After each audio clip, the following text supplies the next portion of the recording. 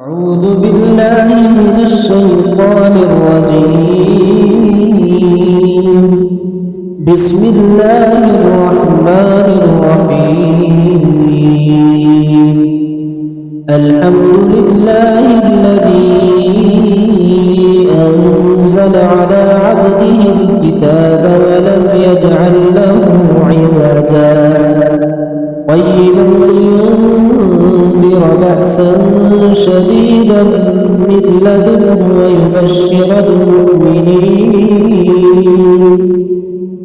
ويبشر المؤمنين الذين يعملون الصالحات أن لهم أجرا حسنا ماكثين فيه أبدا وينذر الذين قالوا اتخذ الله ولدا ما لهم به من علم ولا لآبائهم كبرت كلمة تخرج من أفواههم إن يقولون إلا كذبا فلعلك باخع نفسك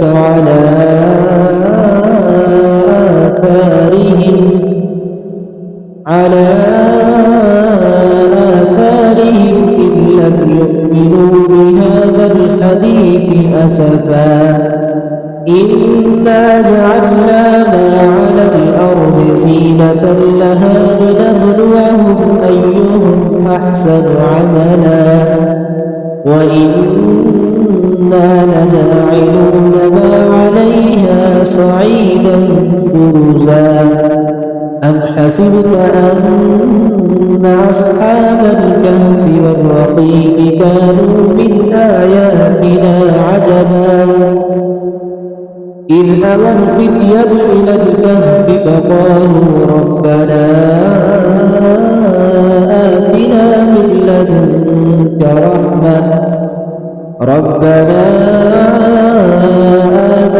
من لدنك رحمة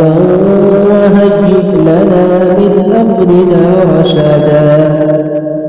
فضربنا على آذانهم في الكهف سنين عددا ثم بعثناهم لنعلم أي الحزبين أحصى لما لبثوا أمدا نحن نقص عليك نبأهم بالحق إنهم فتية آمنوا بربهم وزدناهم هدى وربطنا على قلوبهم إذ قاموا فقالوا ربنا رب السماوات والأرض لن ندعو من دونه إلها لقد قلنا إذا شططا هؤلاء قومنا اتخذوا من دونه آلهة لولا يأتون عليهم بسلطان بين فمن أظلم ممن افترى على الله كذبا وإذ اعتزلتموهم وما يعبدون إلا الله فأووا إلى الكهف ينشر لكم ربكم من رحمته ويهيئ لكم من أمركم مرفقا وترى الشمس إذا طلعت تزاور عن كهفهم ذات اليمين وإذا غربت تقرضهم ذات الشمال وهم في فجوة منه ذلك من آيات الله من يهد الله فهو المهتد ومن يضلل فلن تجد له وليا مرشدا وتحسبهم أيقاظا وهم رقود ونقلبهم ذات اليمين وذات الشمال وكلبهم باسط ذراعيه بالوصيد لئن اطلعت عليهم لوليت منهم فرارا ولملئت منهم رعبا وكذلك بعثناهم ليتساءلوا بينهم قال قائل منهم كم لبثتم قالوا لبثنا يوما أو بعض يوم قالوا ربكم أعلم بما لبثتم فابعثوا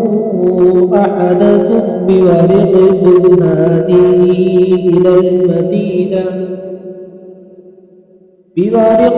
هذه إلى المدينة فلينظر أيها أزكى طعاما فليأتكم برزق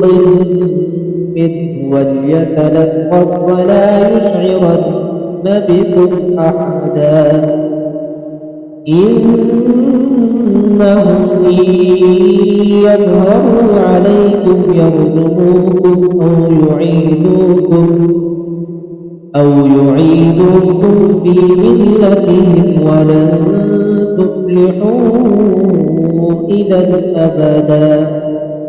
وكذلك أعثرنا عليهم ليعلموا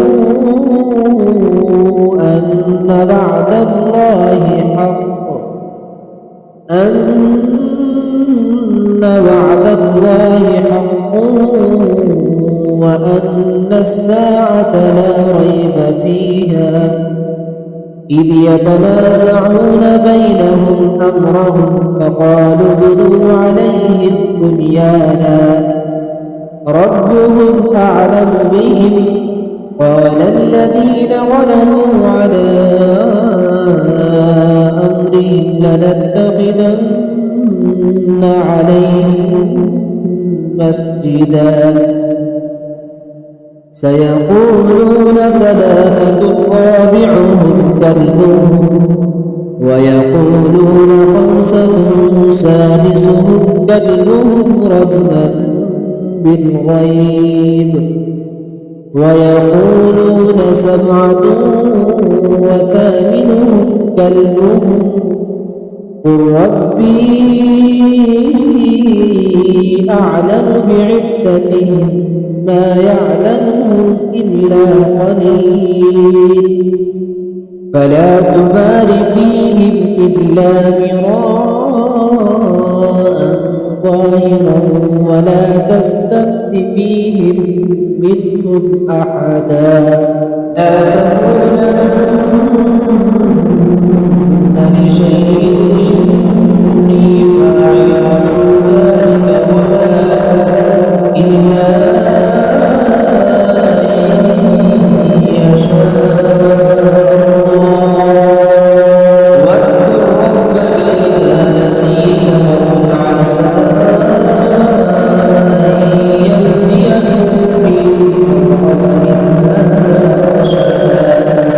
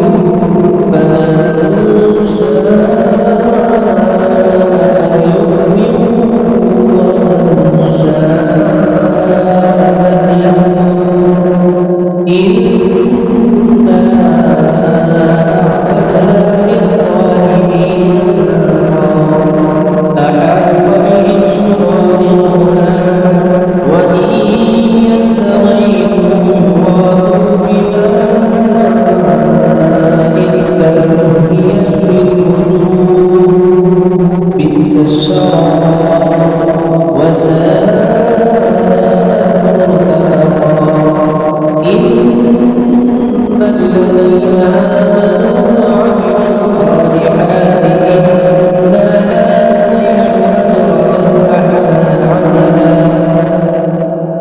أولئك لهم جنات عدن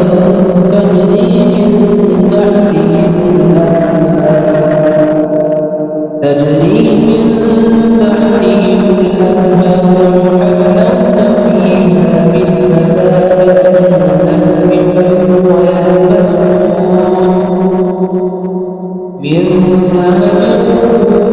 ويلبسون ثيابا خضرا من سندس واستبرق متكئين فيها على الأرائك نعم الثواب وحسنت مرتفقا واضرب لهم مثلا رجلين جعلنا لأحدهما جنتين من أعناب وحفظناهما بنخل وجعلنا بينهما زرعا كلتا الجنتين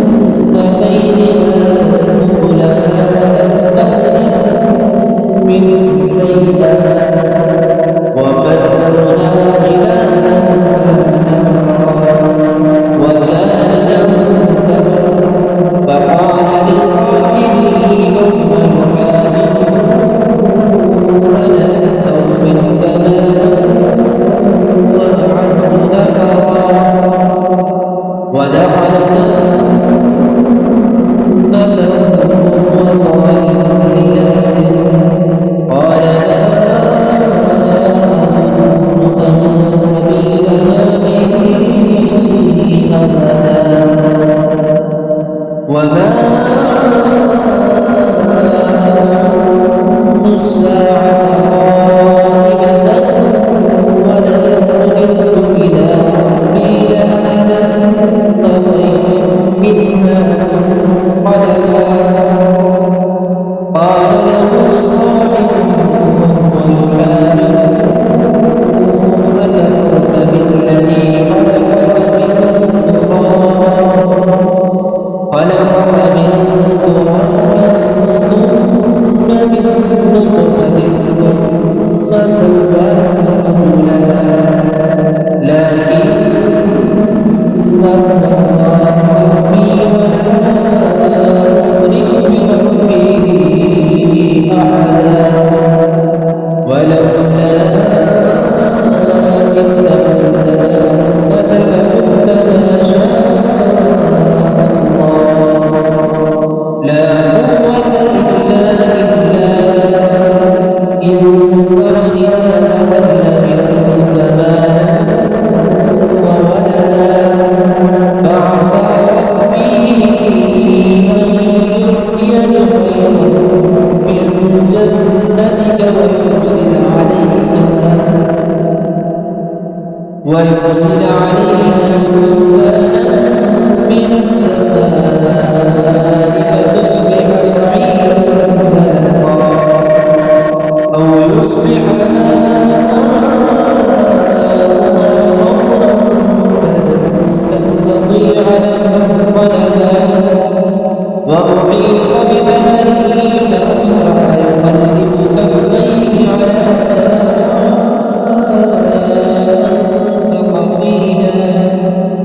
على ما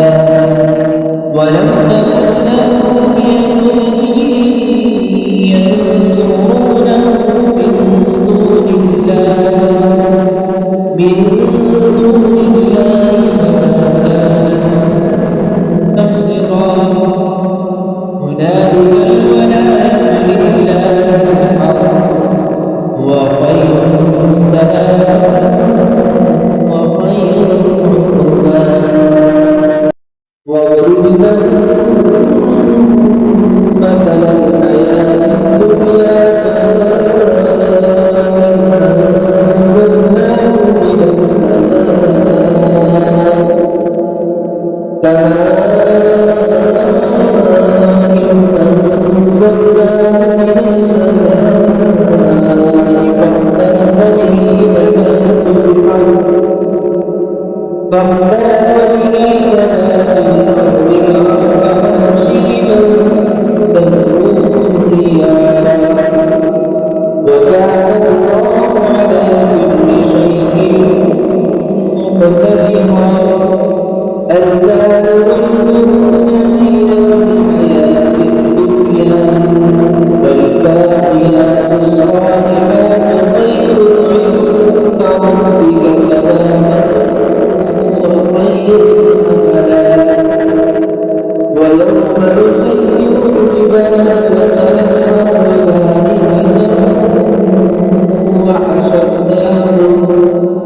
وحشرناهم فلم نغادر منهم أحدا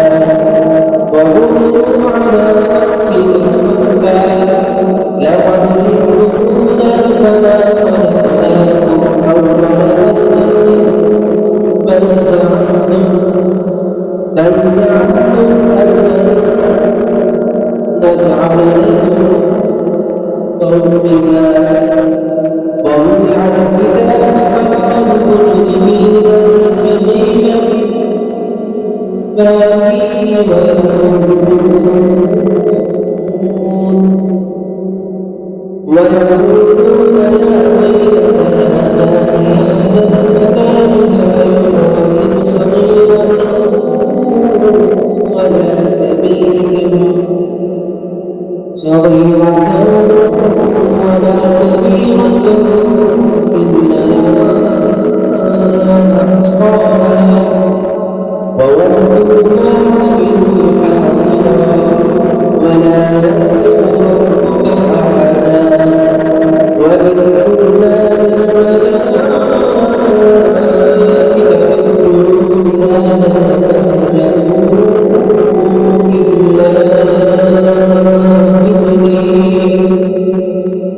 كان من الجن ففسق عن أمر ربه أفتتخذونه وذريته أولياء من دوني وهم لكم عدو بئس للظالمين بدلا.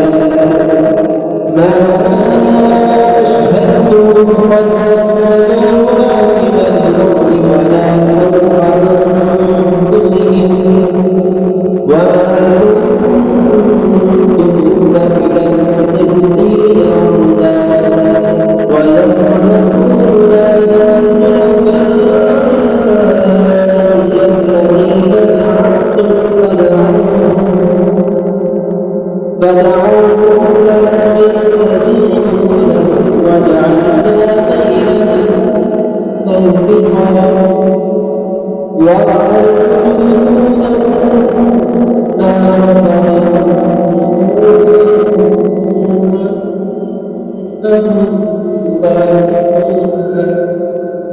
ولم يجدوا عنها مصرفا. ولقد صرفنا في هذا القرآن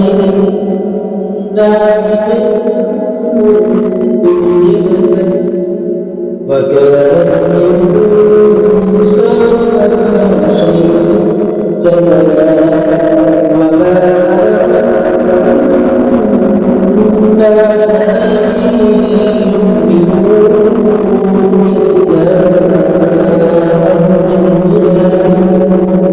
إذ جاءهم الهدى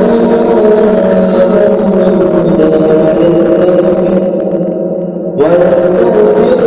ربهم إلا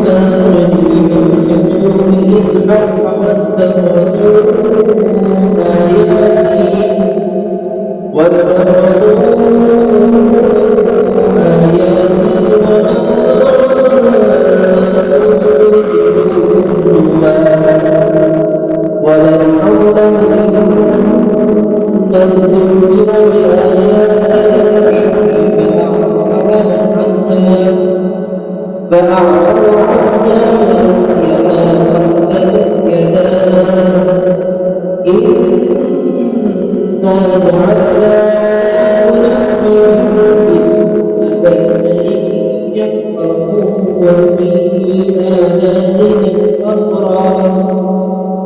وإن تدعوهم إلى الهدى فلن يهتدوا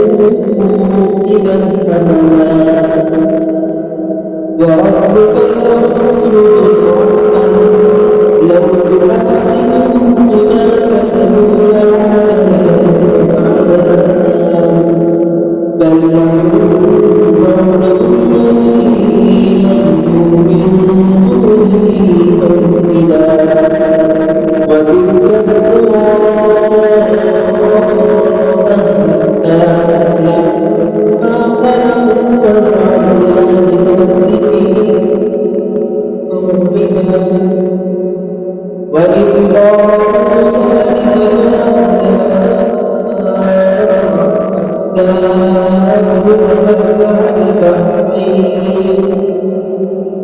حتى أبلغ مجمع البحرين أو نمضي حقبا فلما بلغا مجمع بينهما نسيا حوتهما فاتخذ سبيله في البحر سربا فلما جاوزا قال لفتاه آتنا غداءنا لقد لقينا من سفرنا هذا نصبا قال أوينا إلى الصخرة فإني نسيت وما أنسانيه الشيطان أن أذكره واتخذ سبيله في البحر عذبا قال ذلك ما نبغي فارتدا على آثارهما قصصا فوجدا عبدا من عبادنا آتيناه رحمة من عندنا وعلمناه من لدنا علما قال له موسى هل نتبعك على أن تعلمني مما علمت رشدا قال إنك لن تستطيع معي صبرا وكيف تصبر على ما لم تحبه خبرا قال ستجدني إن شاء الله صابرا قال ستجدني إن شاء الله صابرا ولا أعصي لك أمرا قال فإن اتبعتني فلا تسألني عن شيء حتى أحدث لك منه ذكرا فانطلقا حتى إذا ركبا في السفينة قال أخرجتها لتغرق أهلها لقد جئت شيئا إمرا قال ألم أقل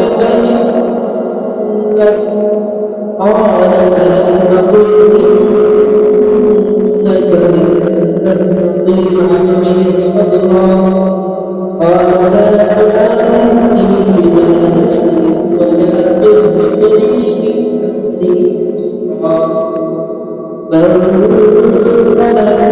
حتى إذا لقيا غلاما فقتله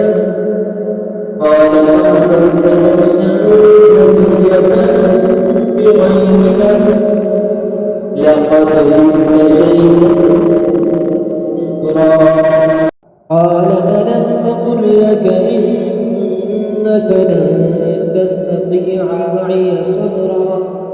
قال إن سألتك عن شيء بعدها فلا تصاحبني قد بلغت من لدني عذرا فانطلقا حتى إذا أتيا أهل قرية استطعما حتى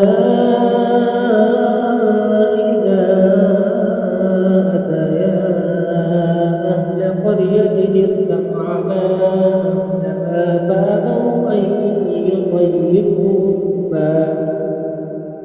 فأبوا أن يضيفوهما فوجدا فيها جدارا يريد أن ينقض فأقامه قال لو شئت لاتخذت عليه أجرا قال هذا فراق بيني وبينك سأنبئك بتأويل ما لم تستطع عليه صبرا أما السفينة فكانت لمساكين يعملون في البحر فأردت أن أعيبها وكان وراءهم ملك يأخذ كل سفينة غصبا وأما الغلام فكان أبواه مؤمنين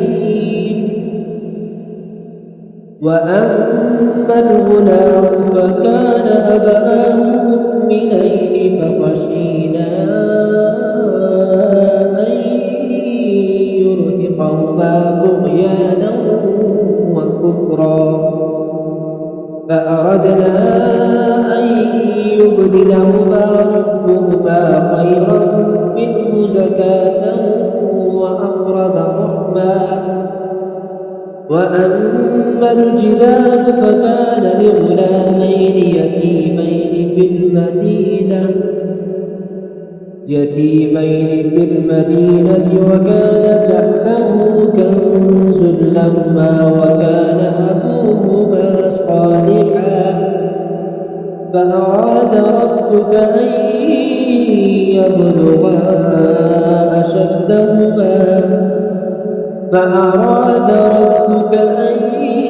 يبلغا أشدهما ويستخرجا كنزهما رحمة من ربك وما فعلته عن أمري ذلك تأويل ما لم تسطع عليه صبرا ويسألونك عن ذي القرنين قل سأتلو عليكم منه ذكرا إنا مكنا له في الأرض وآتيناه من كل شيء سببا فأتبع سببا حتى إذا بلغ مغرب الشمس وجدها تغرب في عين حمئة ووجد عندها قوما قلنا يا ذا القرنين إما أن تعذب وإما أن تتخذ فيهم حسنا قال أما من ظلم فسوف نعذبه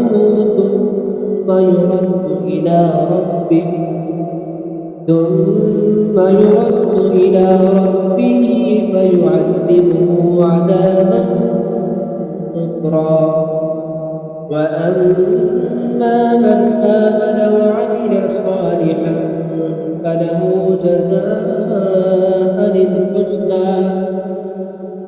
وسنقول له من أمرنا يسرا ثم أتبع سببا حتى إذا بلغ مطلع الشمس وجدها تطلع على قوم لم نجعل لهم من دونها سترا كذلك وقد أحطنا بما لديه خبرا ثم أتبع سببا حتى إذا بلغ بين السدين وجد من دونهما قوما وجد من دونهما قوما لا يكادون يفقهون قولا قالوا يا ذا القرنين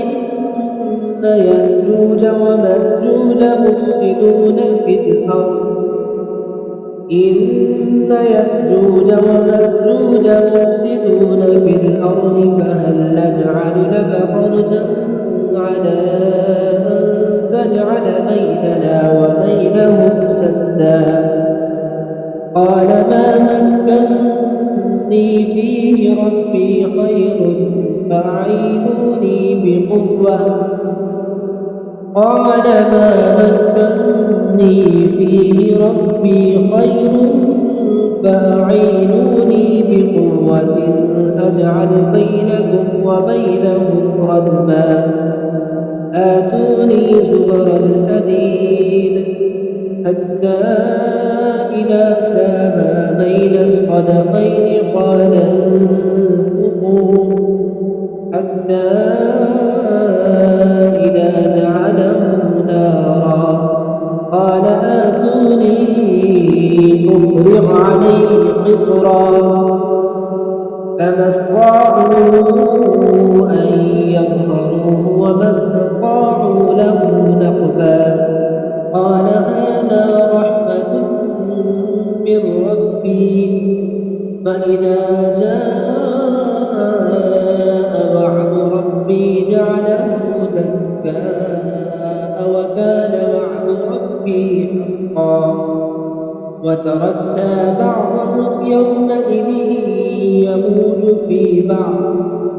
يومئذ يموج في بعض ونفخ في الصور فجمعناهم جمعا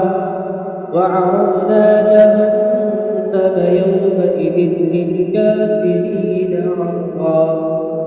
الذين كانت أعينهم في غطاء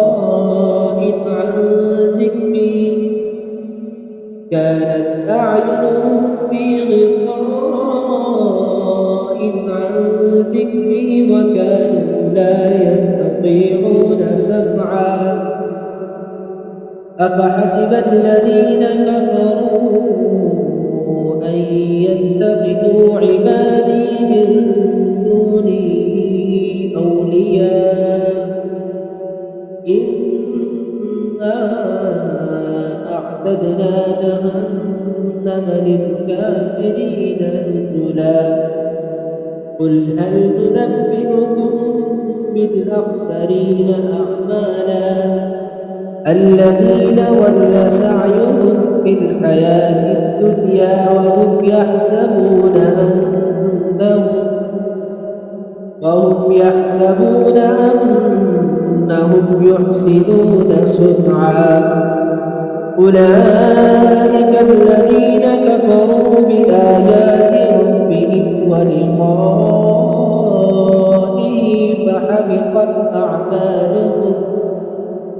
فحبطت أعمالهم فلا نقيم لهم يوم القيامة وزنا ذلك جزاؤهم جهنم بما كفروا واتخذوا آياتي ورسلي هزوا إن الذين آمنوا وعملوا الصالحات كانت لهم جنات الفردوس نزلا خالدين فيها لا يبغون عنها حولا قل لو كان البحر مدادا لكلمات ربي لنفد البحر قبل أن تنفد كلمات ربي ولو جئنا بمثله مددا قل إنما أنا بشر مثلكم يوحى إلي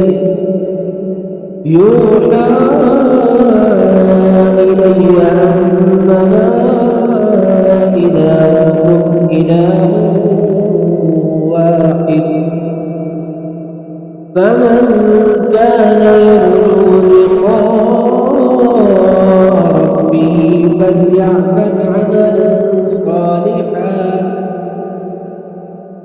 فليعمل عملا صالحا ولا يشرك بعبادة ربه أحدا. صدق الله العظيم.